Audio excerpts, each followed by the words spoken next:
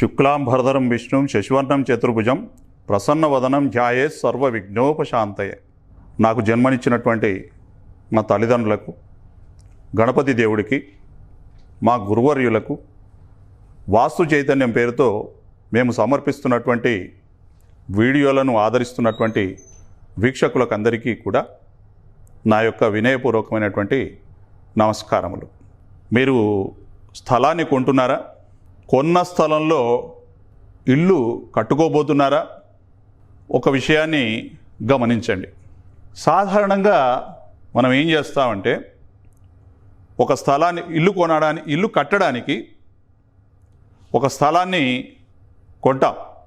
కొన్న తర్వాత వాస్తు శాస్త్రజ్ఞుడిని లేదా ఒక సివిల్ ఇంజనీర్ని పిలుచుకొచ్చి, అయ్యా నాది ఇది స్థలం, దీంట్లో ఇట్లా ఒక ఇల్లు కట్టుకోదలుచుకున్నాను, ఇన్ని బెడ్రూమ్లు ఉండాలి, ఇట్లా హాల్ ఉండాలి, ఇది అని చెప్పి ఒక పథకాన్ని తయారు చేస్తాం.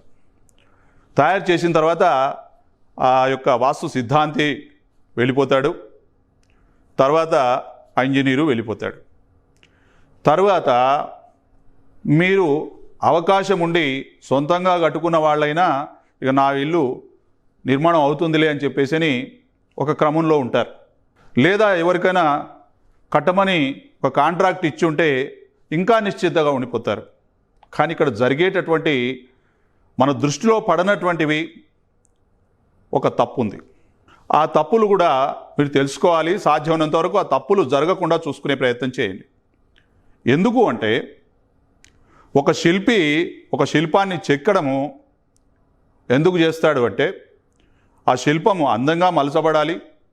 ఆ శిల్పం అనేటటువంటిది దేవాలయంలో ఉంచేటటువంటి విగ్రహం అయితే చక్కగా రూపొంది జనాలను ఆకర్షించే విధంగా ఉండి అభయాలను, ఆశీస్సులను ఇచ్చే విధంగా ఉండాలని ఆ శిల్పి కోరుతాడు. లేదంటే ఒక వినోదమైనటువంటి ప్రదేశంలో, వినోదాన్ని పంచే ప్రదేశంలో ఉంచినప్పుడు అందరినీ ఆకర్షించి అందరికీ వినోదాన్ని పంచాలనేటువంటి ఉద్దేశంతో శిల్పి తయారు చేస్తాడు. ఇక్కడ మీ గృహం, అది కూడా ఒక శిల్పమే. ఆ గృహాన్ని నిర్మించేటప్పుడు ఆ గృహంలో ఉండేవాళ్ళు కొన్ని కాలాల పాటు యశస్సుతోటి ఉండాలి అంటే దానికంటూ ఒక క్రమ పద్ధతిలో నిర్మాణం చేయడం అనేది జరగాలి. ఇక్కడ శిల్పాన్ని చెక్కేటప్పుడు కూడా అడ్డదిడ్డంగా చెక్కడు. దానికి ఒక క్రమం ఉంటుంది. ముక్కును ఎలా చెక్కాలి, నొసలును ఎలా చెక్కాలి, శరీరాన్ని ఎలా చెక్కాలి, ఇలాంటివన్నీ అతనికి శిల్పశాస్త్రంలో చెప్తారు. ఆ క్రమంలో అతని శిల్పాన్ని ఎలా రూపొందిస్తాడో ఇక్కడ ముందు శిల్పి కూడా ఏం చేస్తాడంటే, ఈ రూపంలో రావాలని ఒక దృశ్యాన్ని, ఒక పటాన్ని, ఒక ఆకారాన్ని ఊహించుకొని చేస్తుంటాడనమాట. లేకపోతే దానికి ఒక డ్రాయింగ్ వేసి ఒక బొమ్మలాగా ఉంచేసి దాన్ని కూడా శిల్పంగా చెక్కవచ్చు. ఏదేమైతేనే ముందు ఒక స్కెచ్ ఉంటుంది. ఆ స్కెచ్ను అనుసరించి ఇలా నిర్మాణం చేస్తాడు, శిల్పాన్ని చెక్కుతాడు. అలాగే గృహానికి కూడా ఆ స్కెచ్ అంటే పథకం చేశాం. మరి నిర్మాణం చేసేటప్పుడు ఒక క్రమ పద్ధతిని కూడా పాటించాలి. ఇది మర్చిపోతున్నారు చాలామంది మర్చిపోతారు, చాలామంది తప్పులు చేస్తారు.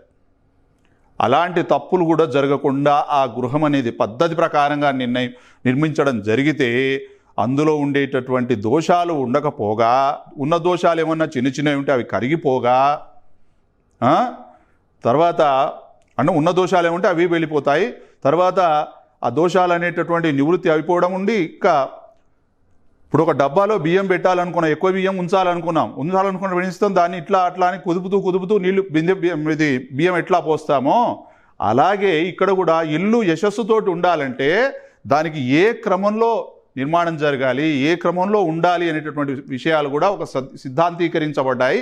కాబట్టి ఆ సిద్ధాంతీకరణకు వ్యతిరేకంగా వెళ్లకుండా ఆ సిద్ధాంతం ఏమిటో తెలుసుకొని ఆ క్రమంలో సాగాలని మీకు తెలియజేస్తూ, ఇంటికి సంబంధించినటువంటి ప్రధానమైనటువంటి పునాదిని నిర్మించేటప్పుడు దాన్ని ఎలా నిర్మించాలి అనే అంశాన్ని మీకు ఇక్కడ తెలియజేసే ప్రయత్నం చేస్తున్నాను.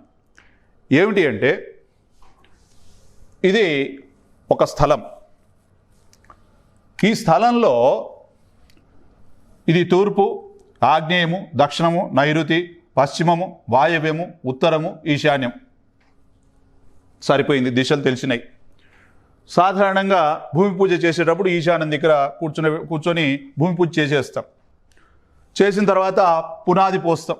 పునాదికి ఇట్లా ముగ్గు పోస్తారు. పిల్లర్లు పెట్టినా దానికి ఒక మార్కింగ్ అనేది ఉంటుంది. ఇలా అయితే ఒక గోడలు కట్టేటప్పుడు ఒక బేస్మెంట్ లాంటిది అయితే తయారు చేయాలి కదా, దాని కొరకు ఒక పునాది అయితే కావాలి కదా. ఆ పునాదిని త్రవ్వే దగ్గర చేసే తప్పులు జరగకుండడానికి ఆ పునాదిని ఎలా త్రవ్వాలి అనేటటువంటి విషయాన్ని తెలియడానికి ఇక్కడ చెప్తున్నాను. ఏమిటి ఇది? ఈశాన్యం అండి. ఈశాన్యం నుంచి చకచక తోడకుండా ఎలా చేయాలి?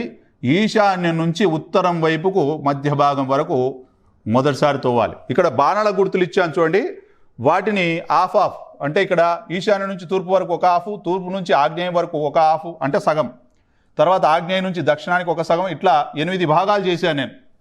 చుట్టూ ఈ పునాదిని 8 భాగాలు చేసి 8 భాగాల్లో మార్కులు ఇచ్చుకుంటూ ఎలా అనేది చెప్తున్నాను చూడండి.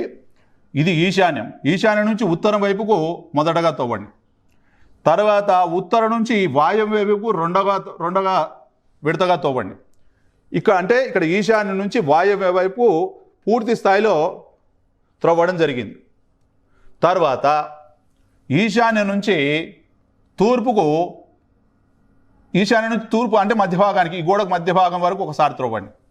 త్రవ్విన తర్వాత మళ్ళీ కిందికి వచ్చి వాయవ్యం నుంచి పశ్చిమానికి ఈ మధ్యకు తవ్వండి. తర్వాత మీరు ఇక్కడ వెళ్ళి తూర్పు నుంచి ఆగ్నేయానికి త్రవ్వండి. తర్వాత మళ్ళీ ఇక్కడ వచ్చేసి పశ్చిమం నుంచి తూర్పు నుంచి ఆగ్నేయానికి దువ్విన తర్వాత ఆగ్నేయం నుంచి మళ్ళీ దక్షిణానికి ఒక 6 భాగంగా అలా తవ్వండి. అంటే ఇక్కడ తూర్పు నుంచి దక్షిణం వరకు ఒకేసారి ఇట్లా త్రవ్వాలి. త్రవ్విన తర్వాత ఇక్కడ పశ్చిమ నుంచి నైరుతికి ఈ భాగాన్ని త్రవ్వండి. తర్వాత దక్షిణం నుంచి నైరుతికి తవ్వండి. ఇక్కడ గమనించుకోవాల్సింది ఏమిటి? ఈశాన్యం నుంచి మొదలుపెట్టి చివరగా నైరుతితో ముగించాలి. ఈ క్రమంలో త్రవ్వినప్పుడు మాత్రమే, ఈ క్రమంలో తవ్వినటువంటి ఈ యొక్క పునాదికి సంబంధించినటువంటి ఆ యొక్క మార్క్ కానివ్వండి, తర్వాత గుంత కానివ్వండి, గుంత అనే చెబుదాం, పునాది గుంత అనే కదా, భూమి కంటే లోపలికి దొరుకుతున్నా కాబట్టి అది గుంత అనే అందాం. ఆ గుంత క్రమం కూడా ఈ క్రమంలో ఉన్నప్పుడు మాత్రమే మీకు యోగ్యతగా మరి దానికి సంబంధించినటువంటి పూర్తి ఫలితాలు ఇచ్చేటటువంటి స్థితిలో ఉంటుందని మీరు భావించాలి.